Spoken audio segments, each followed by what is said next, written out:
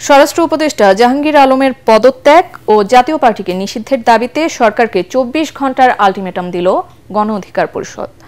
রাজধানীর বিজয়নগরে দলটির কেন্দ্রীয় কার্যালয়ের সামনে স্বরাষ্ট্র উপদেষ্টা জাহাঙ্গীর আলম ও ব্রিগেডিয়ার শামসের কুশপুত্তলিকা দাহ কর্মসূচি পালন করে ঢাকা মহানগর দক্ষিণ ছাত্র অধিকার পরিষদ। এ সময় গণ অধিকার পরিষদের সভাপতি ও ডাকসুর সাবেক ভিপি নুরুল হক নূর, ছাত্র অধিকার পরিষদের সাধারণ সম্পাদক নাজমুল হাসান সহ নেতাকর্মীদের ওপর হামলার বিচারের দাবি জানিয়ে দলটির নেতারা বলেন, দিল্লির প্রেসক্রিপশনে চলা দল জাতীয় পার্টিকে অবিলম্বে নিষিদ্ধ করতে হবে। একই দাবিতে আগামীকাল সারা দেশে বিক্ষোভ সমাবেশ করবে গণ অধিকার পরিষদ। 4 দিন পেরিয়ে গেছে, এখন পর্যন্ত ব্যবস্থা নেওয়া হয় নাই। এই স্বরাষ্ট্র উপদেষ্টার ব্যর্থতা রয়েছে। আমরা স্বরাষ্ট্র উপদেষ্টার পদত্যাগ দাবি করছি। পাশাপাশি যে সকল সেনা সদস্য সেদিন আমরা জড়িত ছিল তাদেরকে চিহ্নিত করে সরকারকে অনতিবিলম্বে ব্যবস্থা নিতে হবে। আর মাত্র 24 ঘন্টা বাকি আছে।